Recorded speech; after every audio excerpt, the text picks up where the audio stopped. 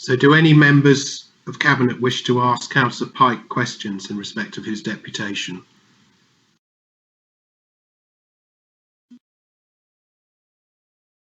Yes, please, Leader. Councillor Hughes? Thank you. Councillor Pike, thank you very much for the deputation and the points that you've raised. You will recall that when you brought this to Cabinet back in March 2019, this was determined as part of regeneration. Do you believe that the emphasis remains as the sale of this site as regeneration or something else? No, I would agree with you that this should be achieving regeneration in two aspects. Firstly, to achieve a capital receipt that could go some way to meeting the gaps that projects within our town centres. If we want to see progress in Haventley Park, Waterlooville and Hayling Seafront, the council has got to invest capital to achieve that. This is probably the last remaining site that is of saleable that could achieve a substantial capital receipt, so we need to get this right. So whilst I recognise within the financial rules you are not allowed to ring fence money from a decision today, I think it would be helpful to residents and businesses for you to know that is your intention and the reason for achieving a capital receipt here. But I think secondly, there's also of course the potential for employment on this site, and that is again part of regeneration because employment is so desperately needed, particularly at this time. Thank you. Thank you, Councillor Hughes. Any further questions for Councillor Pike? Okay, I see none. Thank you. Thank you for your contribution. Right. So, do any members wish to ask questions generally on this item? In fact, before I do that, I think we'll consider the issue of exclusion of the press and public. So, members,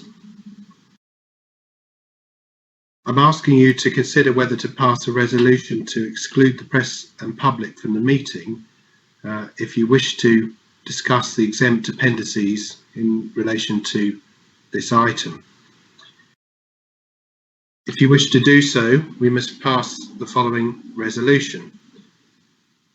Members are not required to pass the resolution, but the Solicitor of the Council recommends that it does due to the commercial confidentiality of the matters to be discussed. It is recommended that the press and public be excluded from the meeting during the consideration because A, it is likely in view of the nature of the business to be transacted or the nature of the proceedings that if members of the public were present during the item, there would be disclosure to them of exempt information, the description specified in paragraphs 3 of Part 1 of Schedule 12A as amended of the Local Government Act 1972, and B, in all the circumstances of the case, the public interest in maintaining the exemption outweighs the public interest in disclosing the information. So members, I'm going to ask you in turn whether you approve the exclusion of press and public. So Councillor Baines. Yes, agree, Leader. Councillor Hughes. Reluctantly, yes, Leader. I believe that the issues we're going to discuss fall within that exemption, so yes. Councillor Inkster. Agreed, Leader. Councillor Rennie. Yeah, for, Leader. Councillor Thane-Smith. Agreed, Leader. Councillor Turner.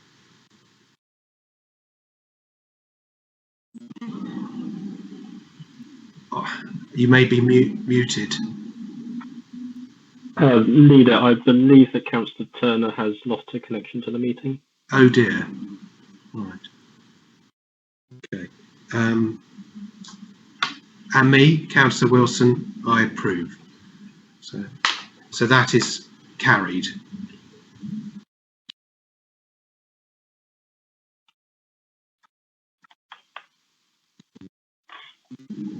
So Mr. Harris, will you stop the recording?